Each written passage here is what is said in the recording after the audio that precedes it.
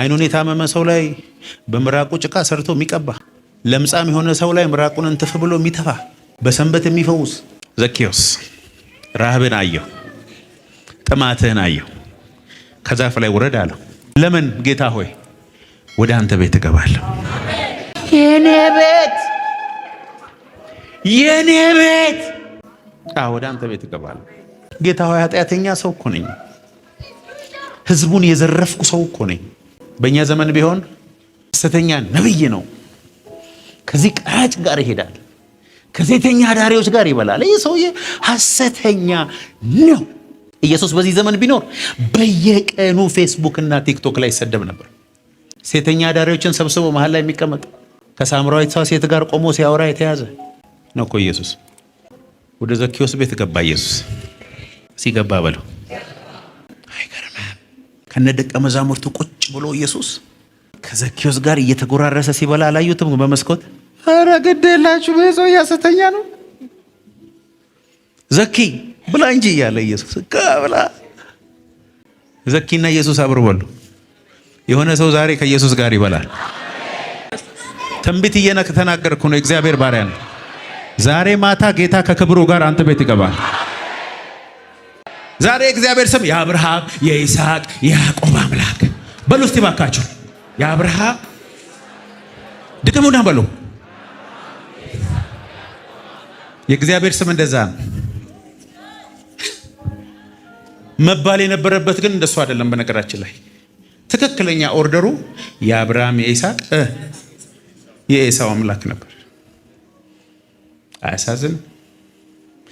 አያሳዝንም? ኤሳው መጨረሻው ጣዖት አምልኮ ነው። ኢየሱስ የመጣው በያዕቆብ በኩል። ያዕቆብ ምን አድርጎ?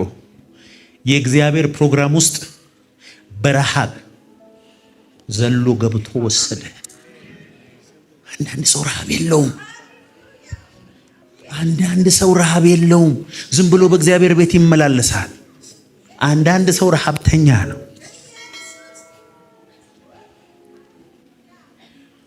እኔ እነዛ አራት ሰዎች እንዴት እንደሚመቹ ኢየሱስ ወደ ቤቱ መጣ ይላል። እንግዲህ ቤት ስለሚል እሱ ቤት የኢየሱስ ነው ብዬ አምናለሁ። ኢየሱስ ምንም ቤት አልነበረውም፣ መኖሪያ የለውም ምናምን የሚሉ ሰዎች አሉ።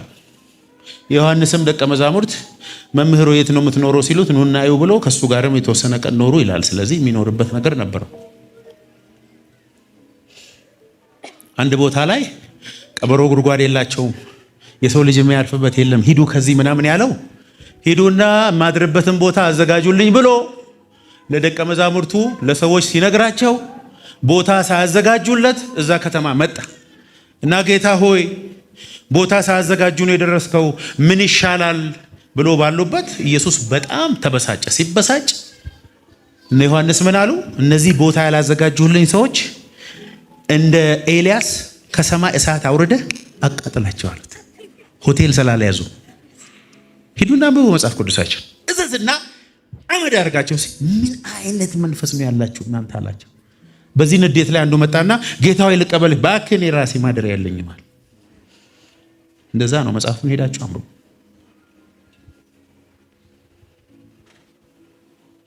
እና ኢየሱስ ሲመጣ ገሊላ እንደገባ ሲሰማ ሙሉ ከተማው ተገልብጦ ቤቱ ጋር መጣ እና በአልጋ ደግሞ እግሮቹ የማይሰሩ የሆነ ሰውዬ መጥተዋል ይመስለኛል። በአልጋ ላይ ያለው ሰውዬ በጣም አደገኛ አማኝ ይመስለኛል። እያንዳንድሽ 4ሽ ዛሬ ከኢየሱስ ጋር ካላገናኘሽ ከሥራ ትባረሪያለሽ። ወይ አለቃቸው ነው ወይ ሆነ ነገር። እኔ ተመልሼ በዚህ አልጋ ወደ ቤቴ ከገባው በህይወት አትኖራት። አረ ቤቱ ተከቧል፣ ህዝብ ነው ያለው። ይከበባ፣ ምን ችግር አለ? ወደ ላይ ተወስደኛል፣ ጣሪያውን ትነቅለዋል፣ በገመድ ታስገባኛል። የሆነ ሰው አለ ዛሬ፣ የሆነ ሰው እየገባው ነው ያለው ዛሬ። ገነጠሏ ቤቱ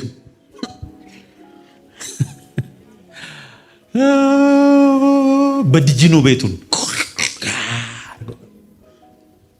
እዛ አካባቢ ያሉ ሰዎች እንዲህ ሚሉ ስነ ስርዓት ቤት እየሰበሩ ነው። ኢየሱስ ዝም ትከፍላታለህ። የኔ አልጋ ላይ ያለው ሰውዬ እንዲህ ብሎ ሊሆን ይችላል። 10 እጥፍ አድርጌ ይከፍላል። ዋናው ልፈወስ ላልጋዬ ነግሬያታለሁ። ተሸክሜሽ ነው ወደ ቤት መመለሰው ብዬ የሆነ ሰው አለ ዛሬ በገመድ አስገቡታ። ከዛ ኢየሱስ እንደዚህ ያለ እምነት ታላቅ ነው፣ አልጋን ተሸክመና ሂድ። አላስገባ ያሉ ሰዎች በጠቅላላ በር እየከፈቱ በእግሩ ነው ወክ እያደረገ ዛሬ ኢየሱስን የሚያስደንቅ እምነት አንድ ሰው ውስጥ ይገባል። እግዚአብሔር ለረሃብ ሁል ጊዜ መልሳለሁ። እስቲ በሉ እግዚአብሔር። ድገሙና በሉ። ተርባችሁ የመጣችሁ ዛሬ 100% እርግጠኛ ነኝ አምላኬ እግዚአብሔር ቀብቶ ከዚህ አዳራሽ ትወጣል። አጨብጭቡና ቁጭ በሉ። የዛሬ 14-15 ዓመት አካባቢ ደግሞ እዚሁ ኢትዮጵያ የሆነ ሰው እግዚአብሔር ቀባውና አስነሳ። በጣም የሚገርም ከፓስተር አዲሱ ጋር ይዤ ሄጃለሁ። ይሄው እዚህ ጋር ያለ ፓስተር አዲስ እና እዛ ሰውየው ፌስታል ይሰጣል እያንዳንዱ ሰው ባለ 25 ሳንቲም የነበረች እና ሰውየው ፌስታል ከነሽጎ ያመጣና ለእያንዳንዱ ሰው ይሰጣል። ከዛ በኋላ እጁን እንደዚህ አድርጎ እጄን ይው ማለት ሲጀምር ላስቲክ ውስጥ ከሰዎቹ አፍንጫና አፍ ደም ጠብ ይላል። አይነካቸው።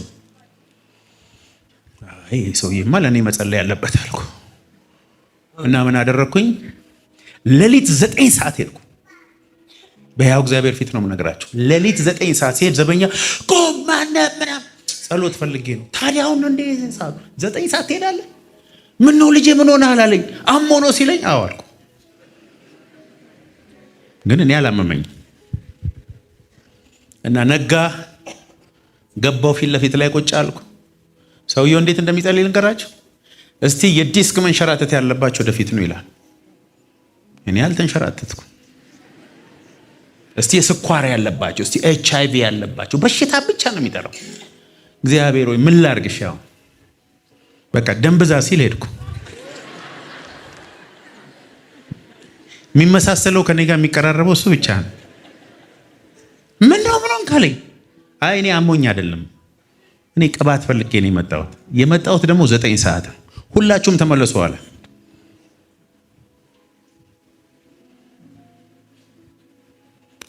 ረቦሃሎ ይበሉት ከጎናቸው ያለ። ዛሬ ዓለም ላይ ዞሬ ሳገለግል ነው ሰው የሚገርመው እሱ ነው። እግዚአብሔር ዛሬ የሆነን ሰው ረሃብ ያጠግባል። ረሃብ ከሌለ ትልቅ ቅባት እንዳትጠብቅ። የለም ረሃብ ከሌለ ቅባት የለም። እና ኢየሱስ በሰማርያ ለማለፍ ግድ የሆነበት ረሃብተኛ ሴት ስለነበረች፣ መሲሁ ይመጣል ብላ የምትጠብቅ ስለነበረች፣ የህይወት ውሃ የምትፈልግ ሴት ስለነበረች፣ ጌታን የማምለክ ጥያቄ ስለነበራት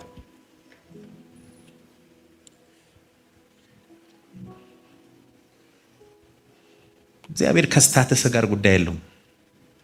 የገሌ ዘር ነኝ፣ ባለስልጣን እንትና ዘመዴ ነው፣ አካውንቴ ላይ ብር አለ፣ 80 ዲግሪ ደርድሬ ያለው፣ እግዚአብሔር ከሱ ጋር ጉዳይ የለውም። ዲግሪ ላንተ ይሁንልህ። እግዚአብሔር ሰውን በዲግሪ አያከብርም። እግዚአብሔር አካውንት ላይ ካለው ገንዘብ ተነስቶ አይደለም የሚጠራ። ያንተ ቴዎሎጂ ዕውቀት ላንተ ይሆንልህ። እግዚአብሔር ሁሉ ጊዜ ማለፍ የማይችለው ረሃብን ነው። ረሃብ ደግሞ ዲግሪ አይፈልግም፣ ዘመድ አይፈልግም፣ ዕውቀት አይፈልግም፣ ገንዘብ አይፈልግም። ረሃብ ብቻ ነው የሚፈልገው። ዛሬ የሆነ ሰው ላይ ረሃብ ይገባበታል። አሜን አትለው? በጌታ በኢየሱስ ስለ ሕይወት ውሃ እኮ ነው የምነግራችሁ። መጽሐፍ ቅዱሳችንን ስናነብ እግዚአብሔር አንድን ሰው ብቻ ነው እንደ ልቤ የሆነ ያለው። እውነት ውሸት? ማንን? ዳዊት ለእግዚአብሔር ምን ሰርቶ? ምንም የሰራው ስራ የለም። ምን የዳዊት ይውላችሁ፣ ዳዊት ሚስጥሩ ያለው ረሃቡ ላይ ብቻ ነው። ክራር ነው ያለው ዳዊት፣ በግና ክራር፣ ባለ ብዙ በጎች፣ እሱም የአባቱ በጎችና ክራር፣ ቁምጣ በረባሶ ነው ያለው። በቃ አለቀ። ደስ አይልም? ጠዋት ሲነሳ በገናውን ይይዛል። በጎቹን ይዞ ምድረ በዳ ሄድና ክራሩን ወጣ አድርጎ እንደዚህ ይለዋል ጌታ፣ እግዚአብሔር እረኛዬ ነው። ራሱ እኮ እረኛ ነው። የኔ ግን እሱ ነው እረኛዬ። ወደ ለመለመ መስክ ይመራኛል። ይሄ የህይወት ውሃ የእረፍት ውሃ ዘንድ ይመራኛል። ነፍሴን መለሳ ስለ ስሙ በጽድቅ መንገድ መራኝ። ከዛ በኋላ ምን እንደሚል ታውቃላችሁ? እንጨትና ውሃ በሌለበት ምድረ በዳ አቤቱ ነፍሴ አንተን ተጠማች፣ ዋላ ወደ ውሃ ምንጭ እንደምትናፍቅ ናፈኩ። ከዛ እግዚአብሔር ከሰማይ ንጉሥ አገኘዋል። የምቀባው አገኘው። ታሪክ የምሰራበት አገኘው። የዚህን ሰው ግን ንጉሥ ሳደርገው ለ10 ዓመት ለ40 ዓመት ሳይሆን ለዘላለም አጸናለታል። የሆነ ሰው ረሃብተኛ ቤቱ ሆኖ የሚዘምር ቤቱ ሆኖ የሚጠማ አምላኬ እግዚአብሔር ዛሬ ቅባቱን በላዩ ላይ ያፈሰ።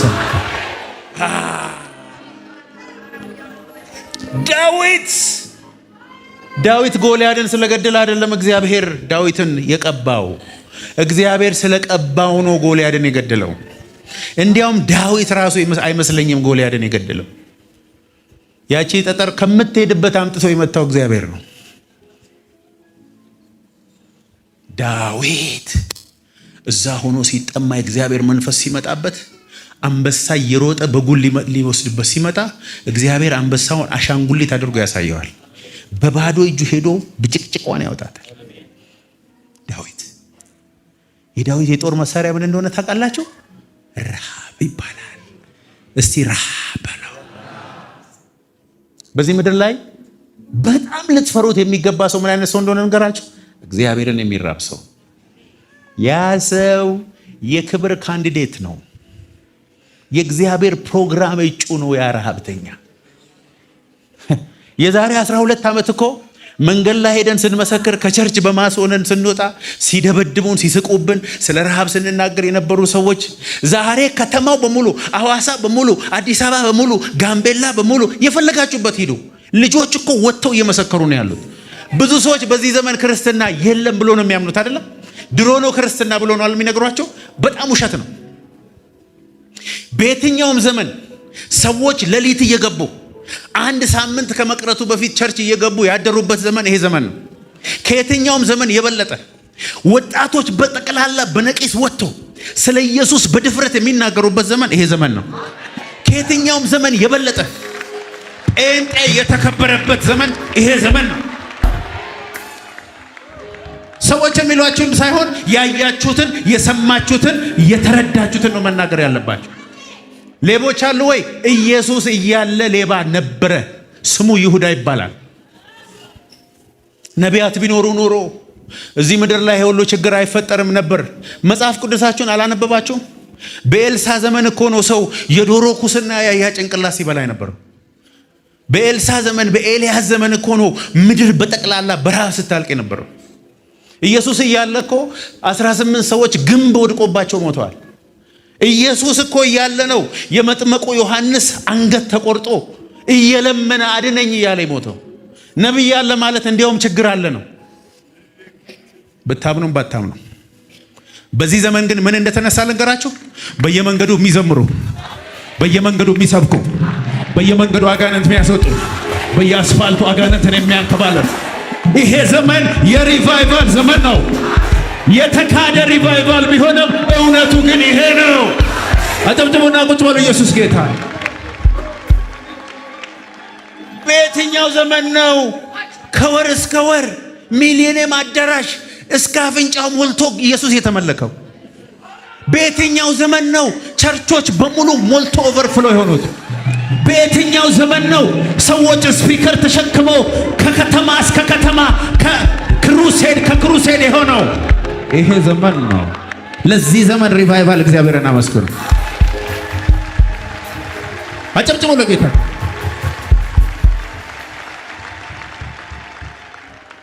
እንደዚህ ስንል ታዲያ በዚህ ዘመን የተበላሸ ነገር የለም?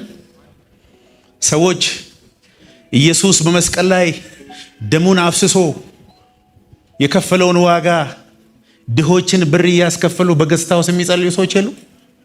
ይሄ ደግሞ አንገታችንን የሚያስደፋ ነው። የእግዚአብሔርን ጸጋ የተጸለየበትን ዘይት ልጄ ይፈወሳል እያሉ ሰዎችን ለልጆቻቸው ፈውስ 15 እና 20 ሺህ ብር የሚሸጡስ የሉ አሉ። ብዙ የሚያሳፍሩ ብዙ የሚያሸማቅቁ ነገሮችም በዚህ ዘመን ሆነዋል። ወንጌልና ገንዘብ። አንድ ሰው አገልጋይ ለመሆን ሲያስብ ከድሃ ገንዘብ ሰብስቦ ሀብታም ለመሆን የሚያስብ ከሆነ የሚያሳፍር። ያ ማለት የሆኑ 5 እና 10 ሰዎች ገስት ሃውስ ከፍተው ዘይት ሸጦ ቤት ነዱ ማለት በዚህ ዘመን ሪቫይቫል የለም ማለት ግን አይደለም። ዮሐንስ አንገት ስለተቆረጠ ኢየሱስ ነብይ መሆኑ ይቀራል ወይ?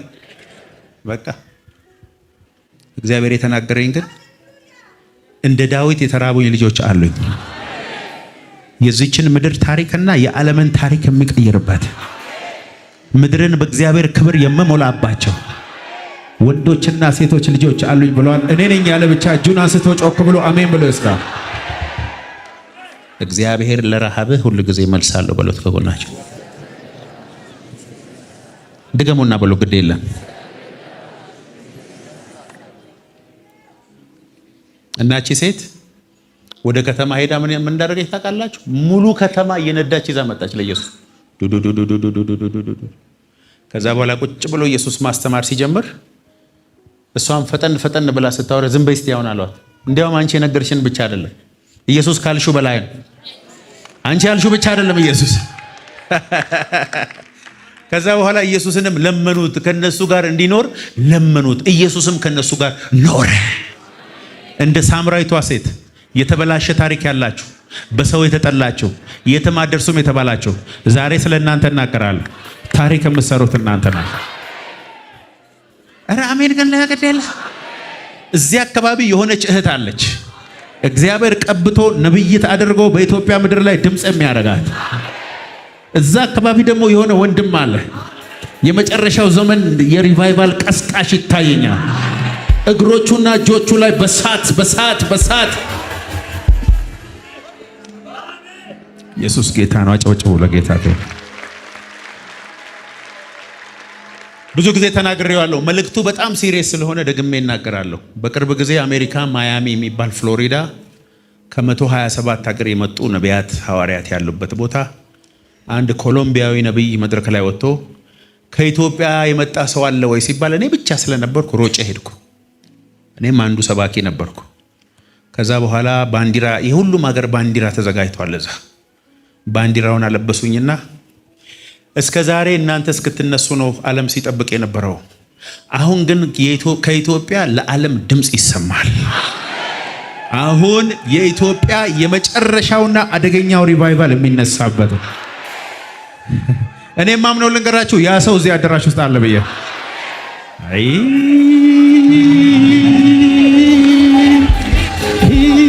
እግዚአብሔር ሆይ በወንዶችና ሴቶች ልጆች ላይ እሳት አምጣ ዛሬ። አጨብጭቡና ቁጭ በሉ።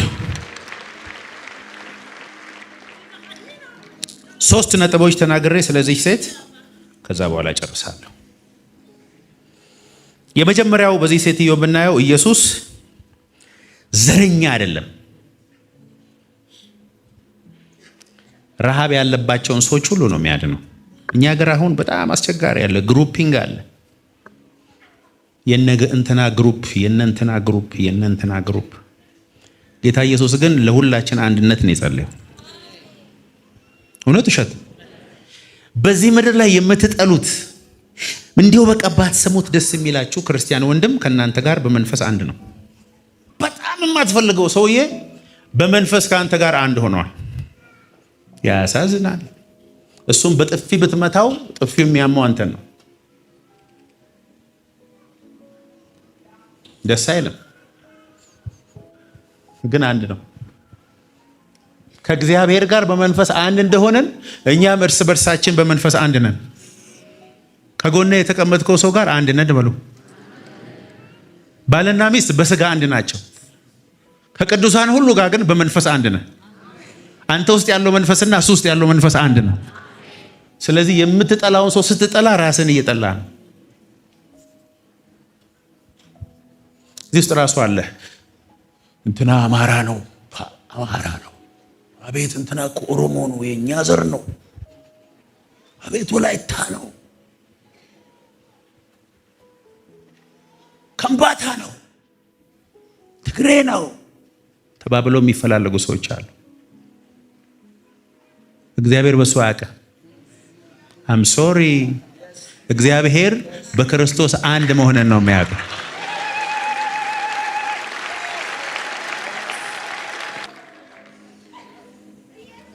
እግዚአብሔር ሁል ጊዜ ለረሃብ መልሳለሁ በሉት። እንደገና አውቄ ነው የምደጋግምባቸው። እግዚአብሔር ረሃብተኞችን ሲወድ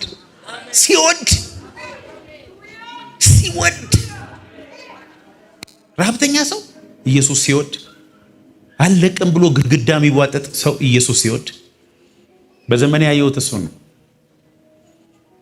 ያንተን ጨዋነት አይደለም፣ በልብ ውስጥ ያለውን ጩኸት ነው እግዚአብሔር የሚሰማው። ዘመኔ ሊበላ ሳላገለግል ያንተ ክብር ሳይገለጥ በልቼ ጠጥቼ ዲግሪ ይዤ ወልጄ ብቻ ልሞት ኖ የሚል ሰው እግዚአብሔር እቺ ነች። ይሄኛው ረሃብ ነው ዛሬ በኢየሱስ የምናገርባት።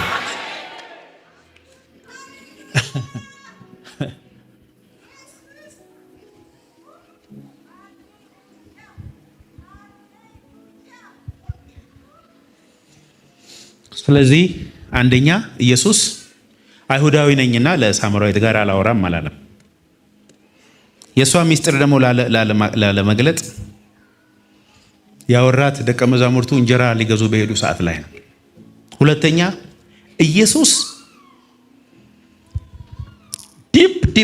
ዲፕ ነፍሳችን ክፍል ውስጥ ውስጠኛው ረሃባችንን ያውቃል። እስቲ ኢየሱስ የውስጥህ ረሃብ ያውቃል በሉት። ሴትዮዋ እኮ ፊዚካል ውሃ ጠምቷት ነው ሄደችው። የተጠማችው ግን እሱን አይደለም። የተጠማችው ግን ኢየሱስን። አንድ ሰው ብቻ ልናገርና ብዙ ጊዜ ተናግሬ ያለው፣ ከዛ በኋላ የህይወት ውሃ ጸሎት እንጸልያለን። ማርያም፣ እስቲ ማርያም ብሎ መቅደላዊት ማርያም ሰውዳት እሷን ሴት 7 አጋንንት ይወጣላት ሴት ናት። 7 ብቻ። እዚህ እኮ 7 ሚሊዮን አስወጥተን አይመጡም ቸርች። የእሷ 7 ብቻ ነው። 7 ጊዜ አስጮህ ነው ያስወጣላት። ቡዳ ነኝ እንትን ነኝ ጠቋር ነኝ እንዳለ ለዛ የለም። ሲለቃት ምን እንዳደረገች ልንገራችሁ። ኢየሱስ የት እንዳለ አፈላልጋ ሄደች። ስትሄድ ግን ባዶ እጇን አልሄደችም። በቤቷ ያለውን የመጨረሻን ውዱን ሽቶ 300 ዲናር ወይም ደግሞ በዚህ ዘመን 30 ሚሊዮን ብር የሚያወጣ ሽቶ ይዛ ሄደችና ይሩጥች ሄዳ እግሩ ስር ገባችና ኩ አርጋ ሰበረች። ይሁዳ ምን ቢል ጥሩ ነው? ወይኔ ይሄ ብር ተሸጦ 28ቱን መሬት ገዛበት ነበር አለ። ከዛ በኋላ ሽቶ ስላነሳት እንባዋን እያፈሰሰች በፀጉሯ እግሩን አበሰች። ከዛ በኋላ ኢየሱስ ምን እንዳደረገ ታውቃላችሁ? መጽሐፍ ቅዱሳችሁን በደንብ አድርጋችሁ አንብቡ። ኢየሱስ ምሳ እራት የሚበላው የነ ማርያም ቤት ነው። መጽሐፍ ቅዱሳችሁን ሄዳችሁ ብታነቡ ቢታንያ ያ ሰፈር የሚታወቀው በማርታ ነው። ማርታ የሚሏት ሴት ሰፈር ነው። የሰፈሩ ስም በማርታ ነው የሚታወቀው። የነ ማርታ መንደር ነው የሚባለው። መንደሩ ራሱ ሲሲዲ እንደሚባለው፣ ጃግሮስ እንደሚባለው ማርታ የሚባል ሰፈር አለ። ግን ኢየሱስ ወደ ማርታ አይደለም ሄደው፣ ወደ ማርያም ነው ሄደው። ትጎትቷለች። የሆነ ቦታ ሲሄድ ወደ ማርያም ይመጣል። ማርያም ግን ምግብ አሰራለት። የእጁሃም አሰጠውም፣ እግሩንም አታጥብም። ቁጭ ትልና ከሱ ራባራባሽ ሬካታራ ሩማሃንቶ ኧረ አሜን ማርታ ሽንኩርት፣ ማርታ ቡኮ ልጥ እንደዚህ አድርጋ ጌታ ሆይ እጄን አታይም ወይ? እኔ እዚህ እንደዚህ እሰራለሁ ተመልከት ሲል ጌታ ኢየሱስ ቆጣ ያለ ይመስለኛል። ማርታ አትጨቃጨቅ፣ በብዙ ትደክሚያለሽ። እቺ ግን ዋና ነገር መርጣለች። ለዘላለም ከሷ አይወሰድም። እኔ እዚህ ቤት ያለሁት በሷ ምክንያት። ኧረ አሜን በሉ ባካይ። ዘወትር እየሄደ እንደዚህ ይበላ ነበር። ግን አንድ ቀን በጣም የሚወዱት ወንድማቸው ታመመ። እሱ ነብይ አይደል እንዴ? እንዴት እንትን አይታመምበታል ምናምን የሚሉ ሰዎች አሉ። በየቀኑ ኢየሱስ የሚሄድበት ቤት በየቀኑ ወዳጁ ነው። ወዳጅ አልዓዛር የኢየሱስ ወዳጅ ነው።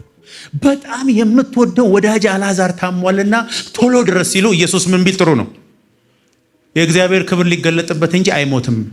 አሁን ኢየሱስ ሐሰተኛ ነብይ ነው አስብሎ አይሞትም ብሎ በሕይወት ይኖራል ብሎ ባሰበት ተባለ። ዝም ሞተ ሲባል እንኳን ደንግጦ አይሄድም። ዝም እሺ ስጋው ሳይበሰብስ እንዴው ሶስተኛ ቀን ላይ አይደርስም። ዝም ሁሉ ነገር ካለቀ በኋላ ደቀ መዛሙርቶችን ጠራና ወዳጄ አልዓዛር ስለተኛ ሄደን እንቀስቅሰው ሲል ቶማስ በቃ ሊያስገድለን ነው የሰው በቃ ለንሞት። ከዛ ኢየሱስ መጣ፣ ወደ መንደር ገባ። መንደር ምን የሚባል መንደር? የነ ማርታ መንደር። እስቲ የነ ማርታ መንደር በሉ። ከለቅሶ ላይ ተነስታ ሩጥ አይመታችሁ ማናት? መጀመሪያ ማርታ መጣች። ጌታ ሆይ አንተ በዚህ ብትሆን ኖሮ ወንድማችን ባልሞተ ነበረ። ብታምኚ እግዚአብሔርን ክብር ታያለሽ አላት። ወንድምሽ ይነሳል አላት። ኧረ አምናለሁ በትንሣኤ ቀን ይነሳል ስትል ትንሣኤ የሚባል ቀን የለም። ትንሣኤ እኔ ራሴ ነኝ። ትንሣኤ ነገ አይደለም። ትንሣኤ እኔ ነኝ። ሕይወት ነኝ እኔ። በእኔ የሚያምን ሞቶ ራሱ በሕይወት ነው ያለው አላት። ኧረ አሜን አሜን አሜን። ተጨቃጨቁ እኮ ከማርታ ጋር ረጅም ሰዓት አወሩ። ከዛ ማርያም መጣች። ማርያም ስትመጣ ኢየሱስ እንባውን አፈሰሰ። ማውራት አልቻለም። ማርያም ስታወራ እኮ ማርታ ያወራችውን ነው ያወራው። አንተ እኮ በዚህ ብትሆን እንደሚስትል ኢየሱስ እንባውን አፈሰሰ የሚለው መጽሐፍ ቅዱስ አንድ ቦታ ነው። መስቀል ላይ ራሱ አላፈሰሰም። ማርያም ጋር ግን አፈሰሰ። ወዴት አኖራችሁት? ታውቃላችሁ ኢየሱስ በመስቀል ላይ ለመሰቀሉ ምክንያት ማርያም እንደሆነች። ወንድሟን ሲያስነሳ ሰዎች ሁሉ ሊከተሉት ነውና ይሄ ሰውዬ ይሙት ተብሎ የተፈረደው በዚህ ምክንያት። ቀያፋ የአልዓዛርን መነሳት ሲያይና ሰዎች ሁሉ ሲያምኑበት ሊቀ ካህኑ ስለነበረ መስዋዕት የሚያቀርበው እሱ ስለነበረ የኢየሱስን ሞት ወሰነ። ከዛ ኢየሱስ ሞተ፣ ተቀበረ። ሶስተኛው ቀን ላይ ወንዶች ሁሉ ተንቦቅቦቀው ቤት ዘግተው ሲቀመጡ ማርያም ብቻ ሽቶ ይዛ እንደተለመደው በጨለማ ወደ መቃብር የተነሳውን ኢየሱስ ፈልጋ ሳይሆን አካሉን ለማግኘት እያለቀሰች ሄደች። ደስ የሚለውን ነገራችሁ እዛ ቦታ ማንም ብታገኝ ጥሩ ነው። መልአኩ ምን አላት? ተነስቷል አላት። ሰው መልአክ አይቶ አይመለስም። ምን አይነት ፍቅር ነው ያዛት እቺ ሴት? ኖ ጌታ አይኖር የት እንዳኖረት ያለሱ አልችልም። አንዳንዱ እኮ ገብርኤልን አይተህ ትመለስ፣ አንተማ ትመለሳለህ። አልመለስም አለች። ዞር ስትል ኢየሱስ ቆሟል። አትክልተኛው መስሏት እባክህ ጌታዬን የት እንዳኖር ታውቃለህ? ዞር አለና ማርያም። ዛሬ ኢየሱስ የሆነን ሰው በስሙ ይጠራዋል። ማርያም ጌታ ሆይ ብላ ሄዳ ልታቅፎ ስትል ይኸውልሽ እኔ ያለ ጊዜ ገና ለአባቴ መስዋዕትነት ራሴን ሳላቀርብ ያንቺ ፍቅር ይዞኝ ነው የመጣሁልሽ እንጂ አሁን እኔን ማየት አልነበረብሽም። ኢየሱስ በሷና ቶማስ ጣቱን ቁስል በከተተው መካከል ሄዶ ራሱን ለአባቱ መስዋዕት አድርጓል። ያለ ጊዜው ነው የገለጠችው። አሜን ትላለህ ወይ? መቃብር ቦታ ከማርያም ውጭ ኢየሱስን ያየ ሰው እንደሌለ ታውቃላችሁ? እነ ጴጥሮስ ከሷ ነው የሰሙት። ከሰሙ በኋላ የሮጡ መጥተው ዮሐንስና ጴጥሮስ መቃብር ውስጥ ሲገቡ የኢየሱስ ልብስ ተጣጥፎ ቁጭ ብሏል። በእስራኤል ባህል አንድ ሰው እናንተ ቤት መጥቶ ምግብ ከበላና የተከበረ ሰው ከሆነ የነበረውን ጨርቅ አጣጥፎ ካስቀመጠ ተመልሼ እመጣለሁ ማለት ነው። እዚህ እነሱ አዩ፣ ገባቸው። ጨርቁን አይተው ተመልሶ ቤት ቁጭ ብሎ ባሉበት ነው ኢየሱስ በግድግዳ በኩል መጣና ሰላም ለእናንተ ይሁን፣ ሞቼ ነበርኩ። ዛሬ ኢየሱስ በተዘጋ በር ውስጥ ገብቶ አንድ ሰው ሰላም ላንቺ ይሁን፣ ሰላም ሰላም ሰላም ሰላም ሰላም ሰላም ሰላም ሰላም ሰላም ሰላም ሰላም፣ ሞቼ ነበርኩ፣ አሁን ግን ሕያው ነኝ፣ ለዘላለም ሕያው ሆናለሁ። በእኔ የሚያምንብኝም እንደዚሁ ለዘላለም ሕያው ይሆናል።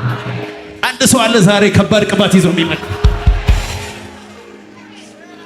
ከጎናችሁ ላለው ሰው እግዚአብሔር ከኔ ውጪ ኢትዮጵያ ውስጥ የሚቀባው ሌላ የለም በል። ከኔ የበለጠ ረሃብተኛ ከዛሬ ጀምሮ አይኖርም በል። በደንብ አድርገኝ በለው እባክህ። እንደዚህ የምታይ ለመጨረሻ ጊዜ ነው። ከዛሬ በኋላ ከክብር ወደ ሌላ ክብር ስለወጥ ታያለህ። ስለ እኔ በዜናዎች ሁሉ ትሰማለህ። አቤት በኢየሱስ ስም ትንቢት እየተናገርኩ ነው። ከዚህ በኋላ ሰዎች አንተን ለማግኘት 5 ዓመት ቀጠሮ ይዞ በጻፊ በኩል ያገኙሃል። የእግዚአብሔር ክብር ገላጭ ትሆናለህ። በኢየሱስ ስም ይሄ ይሆነብህ። አጨብጭቡና ቁጭ በሉ። ኢየሱስ ጌታ።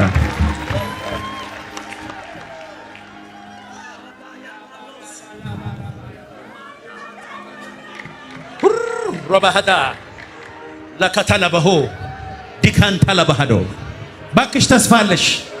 ሰዎች የሚሉሽን አይደለሽም። ሁኔታ የሚልሽን አይደለሽም። አንተ ራስ የምትለውን አይደለህም። የእግዚአብሔር ቃል ተስፋ አለ ይልሃል። ትቀባለህ ይልሃል። ትሄጃለሽ ይልሻል።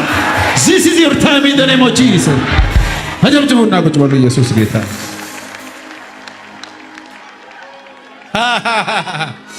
ራካታታቻላባ ዲከንተለበደ እስቲ ነካ አድርገው። ከጎን ያለው ሰው እሳት አለ እጄ ላይ በለው። እስቲ ከእጅ ላይ ትከሻው ላይ እሳት ጨምርበት። ነካ ነካ ነካ ነካ አድርገ። አሁን ራሱ ይኸውልህ ካንተ እሳት ማለፍ ይጀምራል። አንተ ከዚህ በኋላ የነካው እሳት ይነካዋል። አንቺ የጨበጥሽው እሳት አጥንቷ ውስጥ ይገባል። አንቺ የገባሽበት እሳት አብሮ ይገባል። በኢየሱስ ስም ይሄ ሆኖብሃል። ሮማሃታ ካታላ ባሃቶስ ሬኬቴለ በገቴለቦስ ዲካንታንታና ማሃኒያሞስ ሬኬቴለ በሄዲያሞስ ረባጋታላ ባገላላ። አሜን። ሶስተኛ ከዚህ ሴት የምንረዳው በነገራችን ላይ አንተ መሲህ እንደሆን ካያለው ያለችው ጴጥሮስና እቺ ሴት ናት። እቺ ሴት ናት ለመጀመሪያ ጊዜ አይ ቲንክ አንተ መሲህ ሆነ፣ አንተ መሲህ ነህ፣ መሲሁን አገኘሁት ብላ ኢየሱስን በሬቨሌሽን ያወቀች ሴት ናት። እግዚአብሔር መንፈስ ነው፣ የሚሰገድለትም በእውነትና በመንፈስ ነው። የሕይወት ውሃ ወንዝ ከሆዳችሁ ይፈልቃል የሚለውን ጌታ ኢየሱስ የተናገረችው በዚህ ሴትዮ የተናገረው በዚህ ሴት ምክንያት ነው። 7 ላይ ሄዶ ተናግሯል በዳስ በዓል። ከዛ በፊት ግን ምዕራፍ 4 ላይ ከሷ ጋር ነው ያወራው። ክርስትና ማለት መንፈስ ቅዱስ በሰው ውስጥ ሲኖር፣ እግዚአብሔር በሰው ውስጥ ሲኖር ማለት ነው ክርስትና እንጂ ሃይማኖት አይደለም።